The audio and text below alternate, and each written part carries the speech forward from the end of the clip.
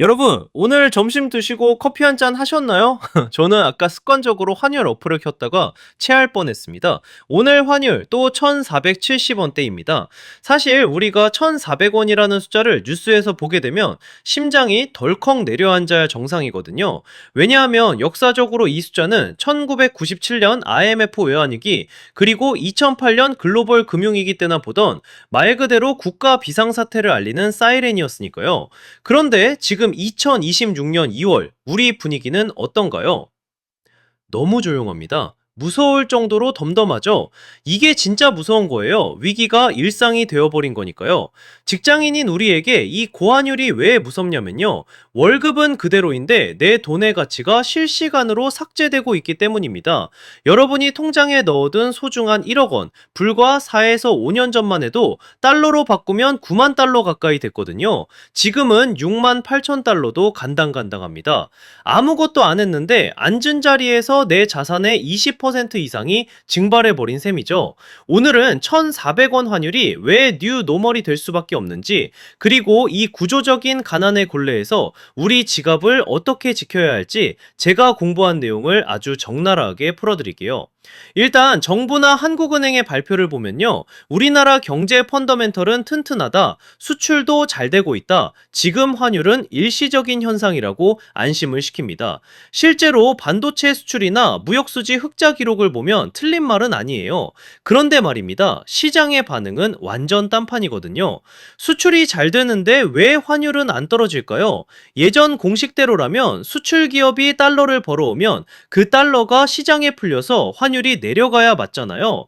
근데 지금 기업들이 달러를 안 풉니다. 삼성전자, 현대차 같은 대기업들이 수출 대금을 받아도 그걸 원화로 안 바꾸고 그대로 쥐고 있거나 미국 공장 짓는데 바로 써버려요. 왜냐하면 앞으로 환율이 더 오를 것 같으니까요.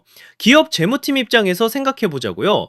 달러 예금 금리가 원화 예금보다 높은데 굳이 급하게 원화로 바꿀 이유가 없잖아요. 심지어 미국 재무장관까지 나서서 한국 원화가 경제 수준에 비해 너무 싸다고 구두 개입을 했는데도 시장은 콕방귀도 안 낍니다. 이제 시장 참여자들은 1,400원을 위기가 아니라 그냥 기본값으로 받아들이기 시작했다는 겁니다. 이게 진짜 공포의 시작이죠. 자, 그럼 도대체 왜 이렇게 됐을까요? 단순히 미국 금리가 높아서일까요? 그것도 맞지만 더 근본적인 건 성장률의 역전입니다. 이 부분을 꼭 이해하셔야 해요. 돈은요, 아주 냉정합니다. 더 성장하는 곳, 더 기회가 많은 곳으로 흐르게 되어 있거든요. 그런데 지금 한국과 미국을 비교해 볼까요? 선진국인 미국은 AI 혁명을 주도하면서 2%대 성장을 펄펄 날아다니는데 우리나라는 1%대 성장에서 허덕이고 있단 말이에요. 쉽게 비유하자면 한국이라는 저수지와 미국이라는 저수지가 있는데 예전에는 한국 저수지의 수위가 빨리 차올랐어요. 근데 이제는 미국 저수지가 훨씬 더 깊고 넓어지는 속도가 빠른 겁니다. 그러니 물인 돈이 어디로 가겠어요? 당연히 미국으로 흐르죠. 게다가 우리 저수지 바닥에는 거대한 구멍이 두 개나 뚫렸습니다. 첫 번째 구멍은 서학개미입니다. 여러분 주변에 나국장 탈출했다는 분들 많으시죠? 개인 투자자들이 한국 주식을 팔고 미국 주식이나 ETF를 사들이면서 달러가 쉴 새 없이 빠져나가고 있습니다. 작년에만 해외 주식 투자가 엄청나게 늘었거든요. 이제 개인 투자자들도 아는 거예요. 국내 주식에 넣어두면 박스권의 가치지만 미국에 투자하면 환차익에 주가 상승까지 챙길 수 있다는 걸요. 두 번째 구멍, 이게 더 큰데요. 바로 국민연금입니다. 우리 노후를 책임지는 국민연금도 한국 시장은 좁다, 수익률 높여야 한다면서 매년 수십조 원씩 해외 투자를 늘리고 있어요. 우리가 낸 연금보험료가 달러로 바뀌어서 미국으로 가고 있는 겁니다. 나라의 국간지기와 개인이 모두 원화를 팔고 달러를 사는데 환율이 떨어질 리가 없잖아요. 데이터를 좀 더 자세히 볼까요? 한국은행 통계를 보면 2025년 1분기부터 3분기까지 일반 정부, 즉 국민연금 등의 해외 주식 투자가 전년 동기 대비 무려 92%나 폭증했습니다. 서학개미들의 투자도 74%나 늘었고요. 이건 그냥 유행이 아니라 거대한 자본의 이동, 머니무브가 일어난 겁니다. 에이, 그래도 설마 1,500원 가겠어 하시는 분들 계실 텐데요. 이게 그냥 기분 탓이 아닙니다. 달러 환산 GDP를 보세요. 우리나라가 원화로는 성장을 했을지 몰라도 달러로 환산한 경제 규모는 2년째 제자리 걸음이거나 오히려 뒷걸음질 치고 있습니다. 국제사회에서 한국의 몸값이 깎이고 있다는 뜻이에요. 더 피부에 와닿는 증거는 수입 물가입니다. 이게 진짜 우리 생활비랑 직결되는 문제거든요.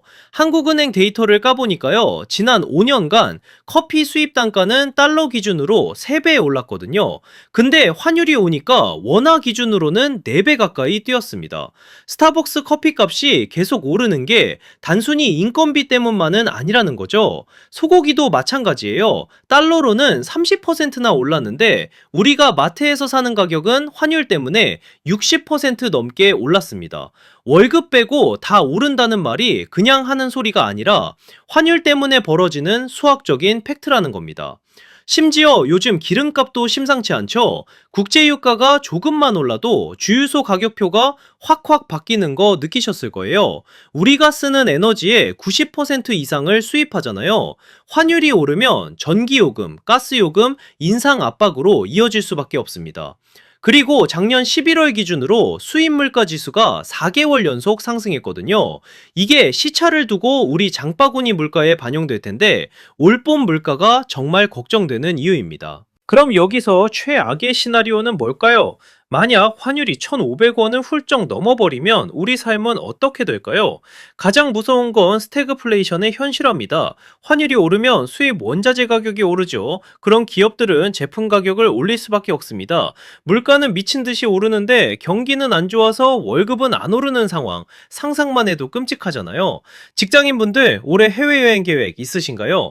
예전엔 100만 원 환전하면 800달러에서 900달러는 손에 쥐었는데 이젠 600달러대입니다. 가서 밥 한 끼 사 먹는 것도 손이 떨리게 되는 거죠.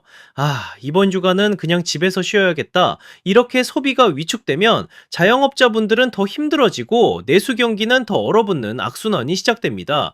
유학생 자녀 두신 부모님들은 더 막막하죠. 등록금이랑 생활비 보내야 하는데 환율 때문에 앉아서 학비가 20%에서 30% 오른 꼴이 됐으니까요. 이게 남의 일이 아니라 우리 생활 전반을 옥죄어오는 거대한 압박이 되고 있다는 게 팩트입니다. 이게 해외 나갈 때만 문제면 차라리 다행이게요. 국내 상황도 만만치 않습니다. 부동산 시장 볼까요? 환율 오르면 시멘트, 철근 같은 원자재 가격 다 오르잖아요. 그럼 분양가가 올라갑니다. 지금 지방에 미분양 아파트가 쌓여 있는데도 분양가가 안 떨어지는 이유, 건설사들이 배짱 부리는 게 아니라 진짜 원가가 올라서 못 낮추는 거거든요. 내 집 마련은 점점 더 멀어지는 거죠.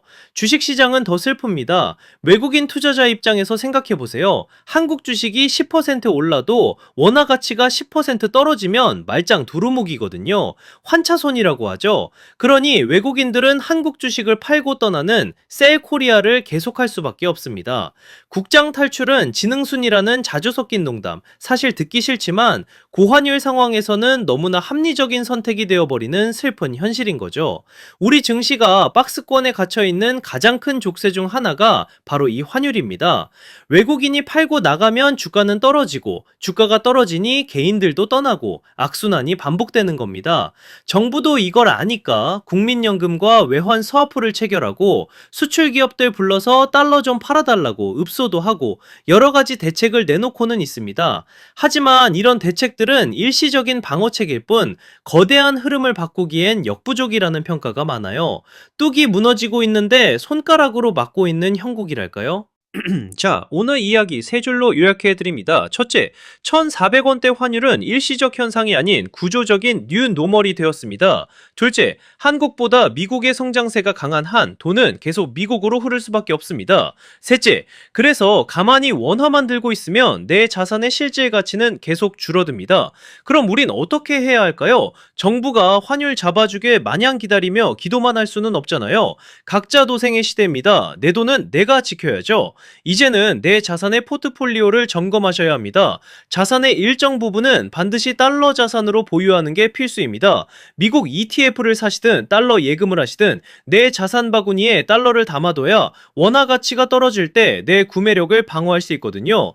원화 가치가 떨어져서 수입 물가가 오르고 내 생활비 부담이 커질 때 내가 가지고 있는 달러 자산의 가치가 올라서 그 충격을 상쇄해주는 원리입니다. 일종의 보험을 들어두는 거죠. 단 지금 1470원인데 당장 전 재산을 환전하라는 건 절대 아닙니다. 이미 많이 올랐기 때문에 부담스럽죠. 그러니까 적립식으로 꾸준히 모아가시거나 환율 변동을 방어할 수 있는 상품들을 공부하셔야 합니다. 환 노출형 ETF 같은 상품들을 눈여겨보세요. 그리고 국내 주식 투자를 하더라도 수출 비중이 높아서 고환율의 수혜를 볼 수 있는 기업, 예를 들어 자동차나 조선 같은 업종을 잘 살펴보는 지혜도 필요합니다. 위기 속에서도 기회는 있으니까요.